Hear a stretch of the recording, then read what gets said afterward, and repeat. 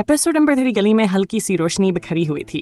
रोमाना एक खाली दीवार के साए में खड़ा था, हाथ में एक पुराना लिफाफा जिसे कई बार खोल कर पढ़ा जा चुका था। आंखों में वह सवाल था जो दिल में तूफान की तरह मचल रहा था। आखिर में क्या हूं और कहां जा रहा हूं? ओए रोमान, फराज की आवाज सुनाई दी। चल, बंदरिया फिर आई है, बबू दे नाल। रोमान ने सर उठाया, हल्की सी मुस्कुराहट आई। वो दोनों निकर और चिपल में गली की निकर पर पहुंचे जहां मजमा लगा हुआ था। बबू जादूगर इस बार बंदरिया को नीली शाल ओढ़ाकर एक नई तरकीब आजमा रहा था। मैं जादू करता हूं, बबू ने ऊंची आवाज में कहा और एक सफेद रुमाल को हाथ में लेकर फजा में उछाला जो जमीन पर आते ही धवां बन गया। बंदरिया ने एकदम बबू की टोपी उठाकर भागने की कोशिश की, मगर बबू चलाया। ओ बी, तो फिर नखरे कर गई।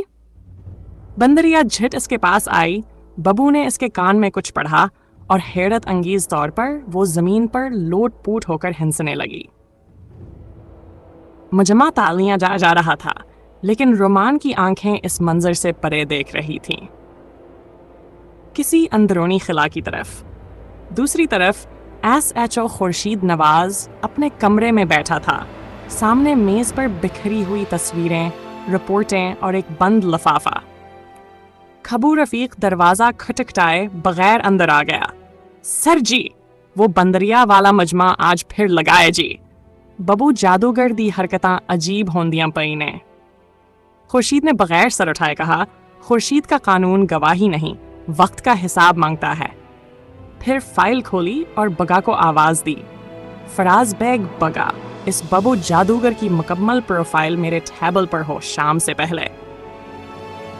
बगा ने मोंछ मरोड़ते हुए कहा, सर जी, बगा दे दिमाग च इहो गल आ गई है कि ई बंदा सीधा बंदा नहीं, ऐस दे नाल कुछ होर भी है।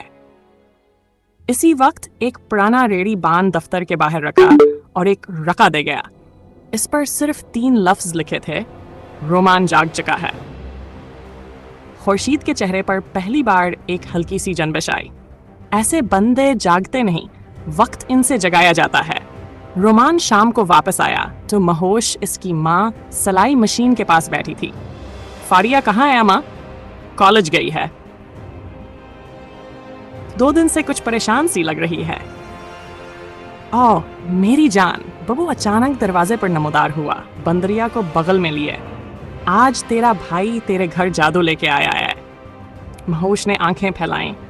फिर से बिजली का